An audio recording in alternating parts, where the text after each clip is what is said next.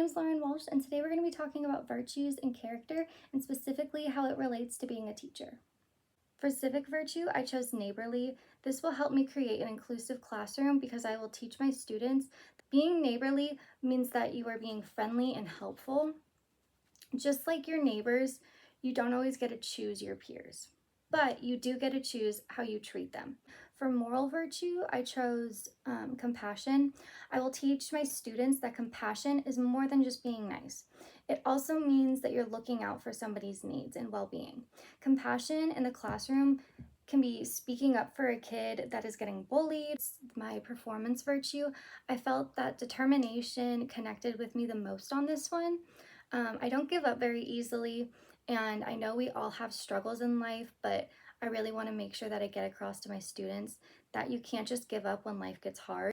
I want to teach students that instead of giving up, you need to advocate for your needs and you need to talk with your teachers to find those resources so that way you can succeed. I chose curiosity for my intellectual virtue. This one is great for inclusion because I want to know so much about my students.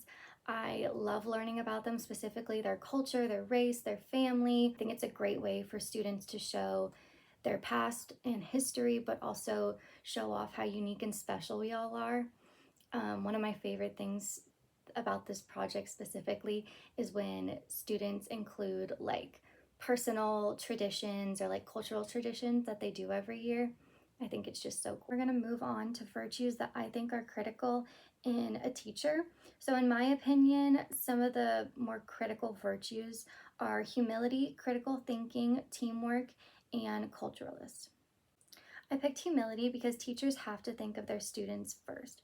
The best teachers that I ever had cared about the students' overall well-being and not just about the grades that they would get. I chose culturalist because this really allows teachers to make sure that they are being inclusive to all students. It's one thing to make sure that students are seeing their worth, but it's another thing that students are seeing representation. Critical thinking is very important when it comes to being a teacher because you're constantly having to problem solve and think on your toes. For example, if a teacher is going over a math problem and there's just one student that is struggling and they don't get it, the teacher has to keep thinking of different ways that they can explain this.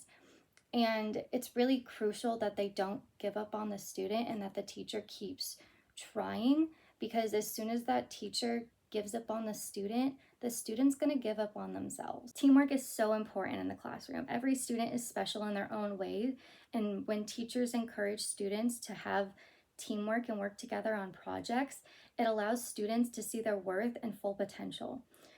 Team projects are a great way for students to see what things that they are good at, especially for those students that may be struggling academically. This really helps them. So the next question asks, what does character formation mean to you? Character formation to me is kind of like the building blocks of who we are. It's kind of like the basics that we learn when we're little, and like the morals and overall what just kind of makes us us. I did find a article on the GCU website. It was titled, What is Character Education? It is by Dr. Ashley Brandon. It was published August 1st, 2023. And in the article, she goes on to describe what character is. She goes over the 4 domains. And later on in the article, she goes on to talk about character education, which is basically talking about how we're learning character building blocks in school. So the 2 strategies that I really like to use for fostering character formation is debates and discussions, and also civic projects. When it comes to debates and discussions, this one's a little bit easier to add into the curriculum because it can be used in multiple subjects. I personally think it would be best used when reading a book and comparing characters and their virtues. Really important that you focus on the ICED approach. The ICED approach stands for identifying, connect, explore, and determine. This will help make sure that the students stay on task. For my second strategy, I chose civic projects. I personally really enjoy this one because it allows the students to work with their community. And I personally would want to teach a young elementary or in special ed, and I think these kinds of projects are perfect for those age groups. It allows them to still be creative, but you're also still incorporating those basics of writing a sentence, making sure there's a capital and a period.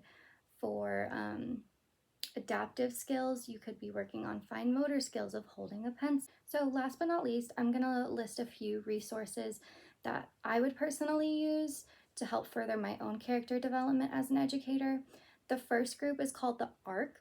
It's a nonprofit organization, and they have various aged people with intellectual and developmental disabilities.